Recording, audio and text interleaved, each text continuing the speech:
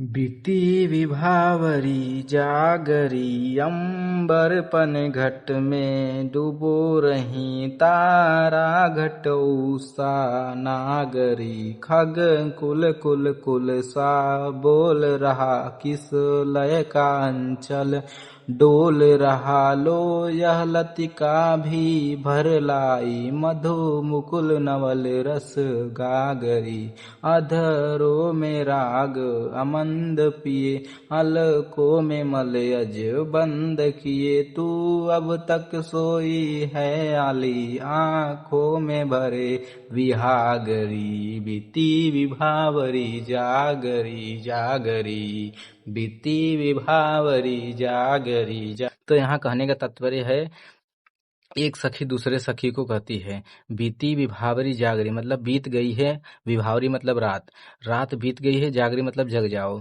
बीत गई है रात अब जग जाओ। अंबर पनघट में डूबो रही, अंबर मतलब जहाँ पानी भरा जाता है वहाँ का जगह, मतलब जैसे तालाब, और पहले के समय भरा जाता था ना तालाब से और कुएं से, तो अंबर पनघट मतलब कि घड़ा, तो अंबर पनघट में डूबो रही।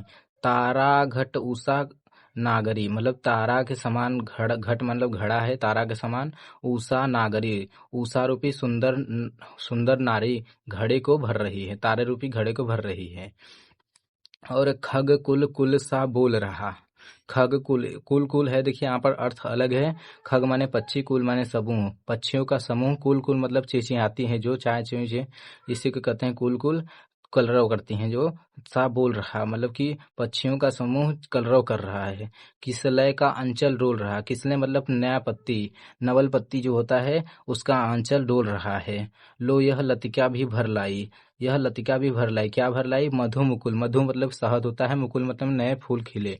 नवल रस गागरी, नवल मतलब कि गागरी मतलब घड़ा, घड़े घड़े में मतलब फूल फूल रूपी घड़े में मधु मतलब कि शहद को भर लाई है।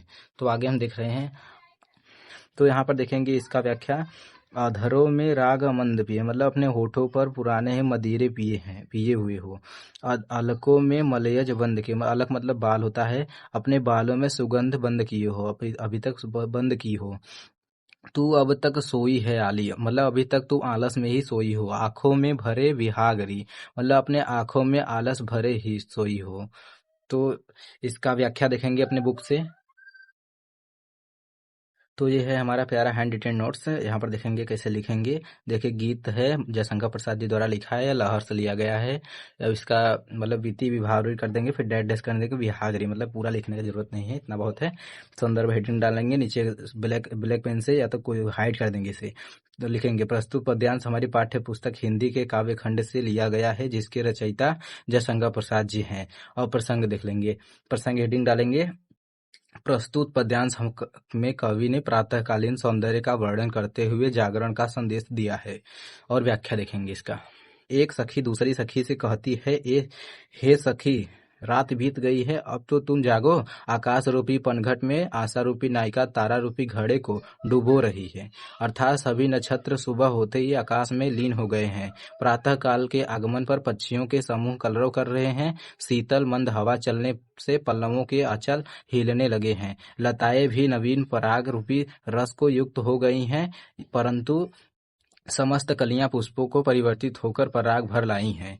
तुम अपने होठों में प्रेम की मदिरा को पिए हुए, अपने बालों में सुगंध को समाये हुए, आंखों में आलस्य भरे हुए सो रही हो। यहाँ कहने का तात्पर्य यह है कि प्रातः काल होने पर सभी जगह जागरण हो गया है और तुम अभी तक सो रही हो। इसका काव्य सौंदर्य देखेंगे। भाषा है संस्कृत निष्ठ खड़ी बोली, शैली है गीति, अलंकार है रूपक मानवीकरण उपमा यमक अलंकार, गुण है माधुर्य गुण, शब्द शक्ति लक्षणा एवं व्यंजना है।